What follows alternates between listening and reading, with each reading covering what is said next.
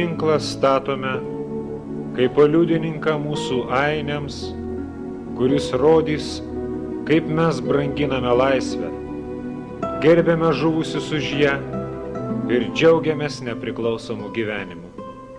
Mes visi trokštame ir visuomet esame pasiryžę nepriklausomybę išlaikyti ir reikalui esant už ją Kviečiame gyvybę. šios brangios visiems lietuviams dienos paminėjimo progą pažiūrėti 1993 metų vasario 13 dieną per Lietuvos televiziją rodytos laidos Po savo stogu ištrauką.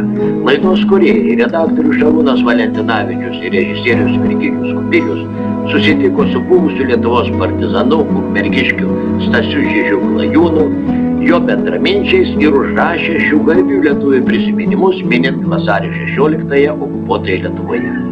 Ar kas šiandien prisimena ryškią, aistringą asmenybę, valstybės atgimimo metais įkvėpusią tautiečius drąsiai kalbėti, niekad neaukojusią savo įsitikinimų dėl garbės, karjeros ir sovietinės okupacijos metais aktorių Kęstutį Genį. Jau prabėgo 19 metų, kai Lietuva neteko iškilaus laisvės šauklio, aktoriaus poeto Kęstučio Genio. Ar kas žino, kad pagal jo eiles parašytos dainos Pabudome ir kelkimės į Lietuvą. Šiomis dienomis, kai virš Lietuvos tarsi Damoklo kardas vėl kybo grėsmė, kūrybinė grupė kviečia prisiminti Kęstutį Genį, paklausyti jo aistringos pilietiškas eiles ir niekad nepamiršti, kad už laisvę reikia nuolat kovoti. Sakykit, kaip tais laikais partizanai švęsdavo vasario šventes? Nu, švęsdavo labai įvairiai. Jeigu pradėsim nuo 48 metų, čia Vyčio apygarda, ypatingai kur pats štabas buvo, Užugiris, Taujėnai. Nu, tai buvo garnizonas iš ten neišeidavo, ypatingai iš Taujėnų. Nu, ką galiu pasakyti, 48 metais buvo toks tiesiog padarytas žygis, kadangi partizanai sužinojo, kad garnizonas yra švenčių išvakarėse išėjęs, reiškia, į periferiją, kadangi gali būti kažkur tai iškeltos vėliavos ar partizanų susibūrimas, kažką tikėjusi jie pagavo. Tuo laiku partizanai dar tik nusileidus saulei, dar šviesu buvo. Čiupo Taujėnus, išgirdom baisią kulkosvaidžio ir automatinių ginklų kanonadą. Tiesiog žmonės buvo, kas te Taujėnuose įvyko. Pasirodo, apšaudė Stribų būstinę ir iš visai artimo atstumo.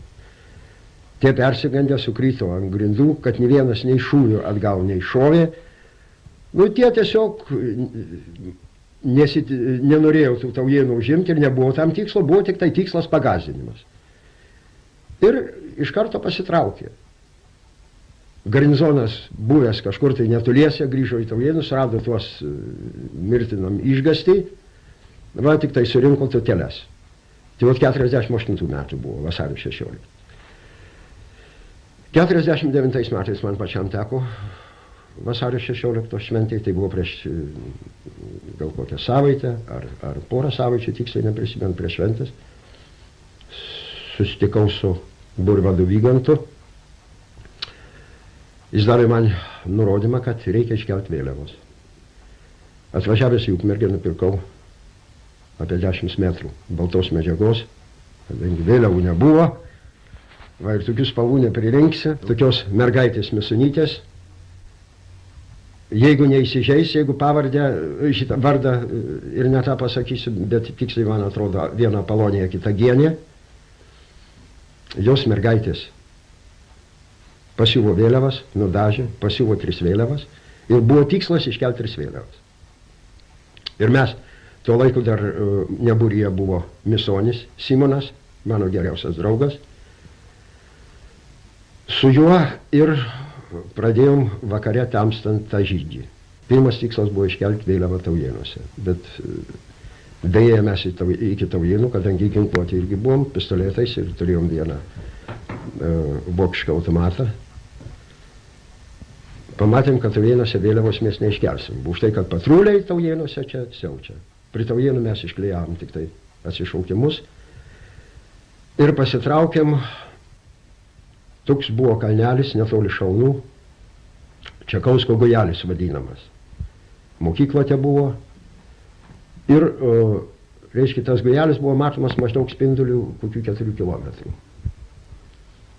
Nu ir vieną vėliavą iškėlėm ten, šitam gujelį, o kelimas toksai, vienas lėkis automato pačioj, kitas į beržą, ten iškeliam. Ir kas paskiau, kad tų vėliavų nenuimtų, dar padarėm iš runkelių tokią imitaciją, granatą. Ir prie vėliavos te pririšom.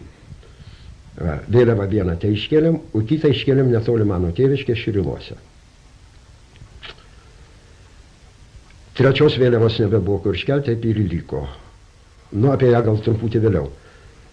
Dabar rytą, žodžiu, naktį aš parėjau namo, visą tą darbą atlikęs. Tėvas kažkur tai senukas nujautė tą. Kur buvot? Aš tėvui pasakiau, kad iškeltos vėliavos. Kur tavo batai? Tėvas batus, tuos, tuoj, nežinau, kažkur tai likvidavo. Paskiau tik tai įtau, kad kulnis apipjaustyti. Vis tik tai tėvas geroj konspiracijoj dirbo už tai, kad, nu ką, gali susekti ledus, ar ką, 49 metais sniego nebuvo vasario 16. Pliki laukai, dar ir buvo toks polaidis, kad pėdai likdavo. Tai dabar aš galiu žiūrovom pristatyti, kad Klajūno, kur pirminėjo slapyvardė Klajūnas, tai yra Stasys Žižys. Ir sakykit, tie žmonės, partizanai, į kokios jie buvo socialinės kilmės? Kas tai buvo per žmonės? Jie buvo visi ūkininkų vaikai.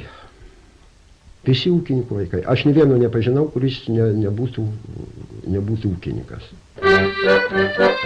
Lietuvos ūkininko ir savanorio sūnus Zenonas Grigucevičius, nors ir pašalintas iš medžiotojų už tai, kad 91 sausį gynė parlamentą, tęsė tėvų tradiciją. Grįžta mūsų kariuomenės, karo mokyklų tradicijos, pagarba praeičiai ir žygdarbiams, lietuviški ordinai ir Vyčio kryžiai. Grįžta tremtiniai ir emigrantai, prezidento institucija. Lietuvoje šventė. Linkiu aš, kad daugiau į krašto apsaugą ateitų savanorių ir sąžiningų vyrų ir įtvirtinti Lietuvos nepriklausomybę ir kad vyriausybė pasistengtų apginkluoti savanorius. Pirmiausia, aišku, savo likimo draugams, tai yra tremtiniams, politiniams kaliniams, o bendrai ir visiems žmonėms sveikatos. Ir kągi, kad būtų, aišku, linksmos to šventės dabar vasario 16, tai tikra ta žodžio prasme, kad atšvęsti visiems kaip vasario 16, ne taip, kaip mes savo jaunystėje švęsdavom, bijodami, slapstydamasi, o dabar juk mes laisvėjom. Norėčiau pirmiausia palinkėti ištvermės, ryžto, tik gink Dieve nekeršto, kad įsaugotų tą ugnelę, kurią įsaugojo Sibiro šalčiuose, tremty, lageriuose, kad neduotų išgesti ugneliai, jie atiduotų jaunai kartai, įkurstytų jų širdelėse. Tik tai tiek.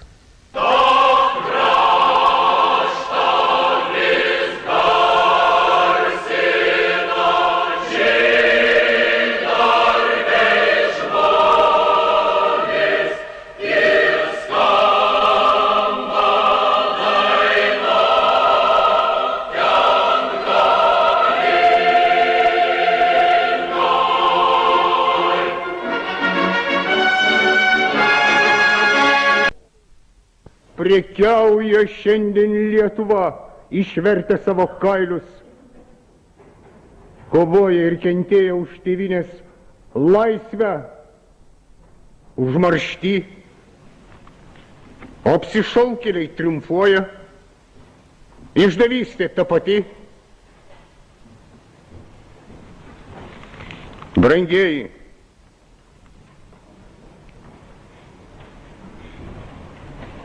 metas vienytis. Kalbėkim tiesiai, atvirai. Mus neišgelbės iš bedvasės nei rytai, nei vakarai. ir nusikaltę, ir nusikaltimui abejingi. Mes patys būsim už tautos likimą atsakingi. Kas be nuodėmės, bet būkime dori. Judas, kaip kitaip vadinti išdavusius tėvynę, pardavė į Lietuvą prieš 50 metų ir dabar parduoda ją, akivaizdu. Išdavystė ta pati ir Judas tokie patys. Didžiavyriai, tie,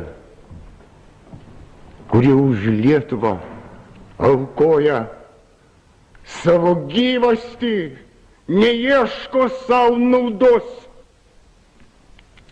Kas tėvynę myli, tas jos neišduos.